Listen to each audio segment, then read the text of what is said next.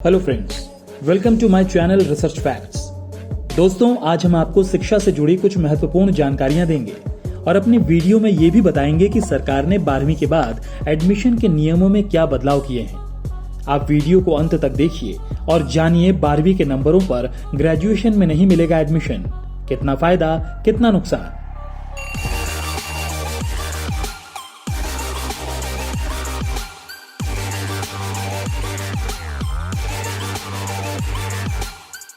– 2022-2023 शैक्षणिक सत्र से यूनिवर्सिटी ग्रांट कमीशन यानी यूजीसी ने अंडर ग्रेजुएट कोर्स में दाखिला लेने की पुरानी व्यवस्था को बदल दिया है। अब देश के केंद्रीय विश्वविद्यालयों में ग्रेजुएशन में दाखिला लेने के लिए 12वीं बोर्ड में प्राप्त अंकों को वरीयता नहीं दी जाएगी, लेकिन न्यूनतम अंकों की जरूरत जरूर पड़ेगी। यूजीसी ने विश्वविद्यालय संयुक्त प्रवेश परीक्षा की व्यवस्था की है। ये एक कॉमन टेस्ट होगा जिसमें प्राप्त अंकों के आधार पर छात्र देश के किसी भी केंद्रीय विश्वविद्यालय में दाखिला ले सकेंगे। इसमें 12वीं के नंबरों को वेटेज नहीं दिया जाएगा। उदाहरण के लिए, कोई छात्र 12वीं में 90% अंक प्राप्त करता है और विश्वविद्यालय संयुक्त प्रवेश परीक्षा में 80%। ऐसे में उस छात्र को संयुक्त प्रवेश परीक्षा के आधार पर ही दाखिला मिलेगा। यूजीसी ने देश के केंद्रीय विश्वविद्यालयों में अंडर ग्रेजुएट कोर्स में दाखिले के लिए इस व्यवस्था की घोषणा की। 2022-2023 शैक्षणिक सत्र से विश्वविद्यालय संयुक्त प्रवेश परीक्षा CUET का आयोजन नेशनल टेस्टिंग एजेंसी करेगी। ये परीक्षा कंप्यूटर बेस्ड होगी, जिसमें छात्रों को सेंटर पर जाकर कंप्यूटर की मदद से मल्टीपल चॉइस सवालों का जवाब देना होगा। परीक्षा का पाठ्यक्रम NCERT के 12वीं कक्षा के सिलेबस से मिलता जुलता ही होगा। विश्वविद्यालय संयुक्त प्रवेश परीक्षा 13 भाषाओं में होगी। छात्र अपनी पसंद की भाषा का चयन कर इस परीक्षा को दे सकते हैं। इनमें अंग्रेजी, हिंदी, असमिया, बंगाली, गुजराती, कन्नड़, मलयालम, मराठी, उड़िया, पंजाबी, तमिल, तेलुगु और उर्दू भाषा शामिल है। छात्रों को जुलाई के पहले हफ्ते में ये परीक्षा देनी होगी। यूजीसी के chairman professor M Jagdish Kumar का मानना है कि इससे बच्चों को देश में लेवल प्लेइंग फील्ड मिलेगी। प्रोफेसर M जगदीश कुमार कहते हैं, एक पेपर भाषा का रहेगा। 13 भाषाओं में से किसी भी भाषा का चुनाव किया जा सकता है। इसके अलावा 27 मुख्य विषय हैं। एक छात्र ज्यादा से ज्यादा 6 विषयों के लिए परीक्षा दे सकता है। इसके आधार पर केंद्रीय विश्वविद्यालय के अंडर ग्रेजुएट कोर्स में दाखिला मिलेगा। अब छात्रों को अलग अलग केंद्रीय विश्वविद्यालयों के लिए अलग अलग प्रवेश परीक्षा नहीं देनी होगी। छात्र एक कॉमन टेस्ट की मदद से देश के किसी भी केंद्रीय विश्वविद्यालय के अंडर ग्रेजुएट कोर्स में दाखिला ले पाएंगे। इससे छात्रों को फायदा होगा। हर राज्य के एजुकेशन बोर्ड का अपना अलग अलग सिलेबस है। पंजाब और हरियाणा स्टेट बोर्ड के बच्चे शिकायत करते हैं कि उनकी मार्किंग अलग तरीके से होती है, जबकि CBSE से पढ़ने वाले बच्चे 99% तक ले आते हैं। कॉमन टेस्ट होने से बच्चों को एक समान मौका मिलेगा।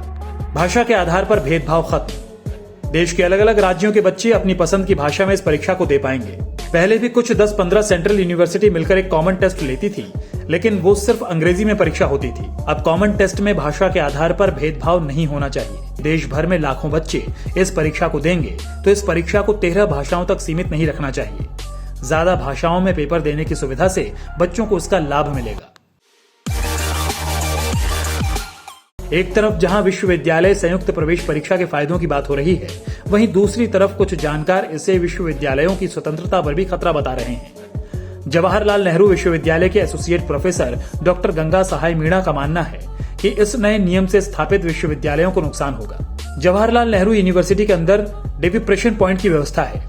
इसके तहत 4 कैटेगरी में आने वाले बच्चों को डेविप्रेशन पॉइंट दिए जाते हैं। इसका मकसद है कि पिछड़े इलाकों से आने वाले वो बच्चे अच्छी जगह से पढ़ाई करने वालों की तुलना में कहीं पीछे न छूट जाएं। ये पॉइंट पिछड़े जिलों से पढ़ाई करने वाले, कश्मीरी माइग्रेंट, डिफेंस कैटेगरी के तहत आने वाले बच्चों और लड़कियों को दिए जाते हैं। हर कैटेगरी में 5 पॉइंट की व्यवस्था है। छात्र ज्यादा से ज्यादा 10 पॉइंट तक ले सकता है। इन पॉइंट्स की मदद से पिछड़े इलाकों से आने वाले बच्चों को जवाहरलाल नेहरू यूनिवर्सिटी में दाखिला मिलने में मदद मिलती है। प्रोफेसर गंगा सहाय कहते हैं कि JNU में लड़कियों की और पिछड़े इलाकों से आकर पढ़ने वाले बच्चों की संख्या काफी ज्यादा है। इसके पीछे की मुख्य वजह डेप्रिवेशन पॉइंट की व्यवस्था है। कॉमन टेस्ट के आने से JNU की ये व्यवस्था का क्या होगा? एक बात गौर करने वाली है कि 12वीं के नंबर पूरी तरह खत्म नहीं होंगे। केंद्रीय विश्वविद्यालय 12वीं के नंबरों को दाखिले के लिए न्यूनतम आधार बना सकते हैं। उदाहरण के लिए दिल्ली यूनिवर्सिटी ये कर सकती है कि वो 12वीं में कम से कम 60% नंबर लाने वाले बच्चों को ही कॉमन टेस्ट के आधार पर दाखिला दे, या बनारस विश्वविद्यालय दाखिले के लिए 12वीं में 70% न्यूनतम नंबरों को आधार बना दे, ये फैसला कोई भी केंद्रीय विश्वविद्यालय अपने से कर सकता है। मतलब साफ है कि 12वीं में प्राप्त नंबर पूरी तरह खत्म नहीं होंगे। इसकी बजाय कॉमन टेस्ट में प्राप्त नंबरों को वरीयता का आधार बनाया जाएगा। सीबीएसई के पूर्व चेयरमैन अशोक गांगुली कहते हैं 11वीं और 12वीं की पढ़ाई के मायने नहीं रहेंगे। अब बच्चे 10वीं के बाद से ही कॉमन टेस्ट की तैयारी शुरू कर देंगे। इसी आधार पर बच्चे कोचिंग करेंगे, जिससे सीखने की क्षमता काफी सीमित हो जाएगी। अशोक गांगुली का मानना है कि यूजीसी को सिर्फ एक कॉमन टेस्ट पर आधारित नहीं होना चाहिए था।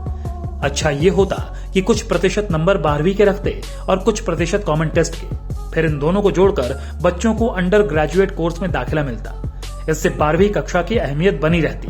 तो दोस्तों, आज का ये वीडियो आपको कैसा लगा ये हमें कमेंट करके नीचे जरूर बताएं और हमारे चैनल को सब्सक्राइब जरूर करें और अपने दोस्तों के साथ शेयर करना ना भूलें।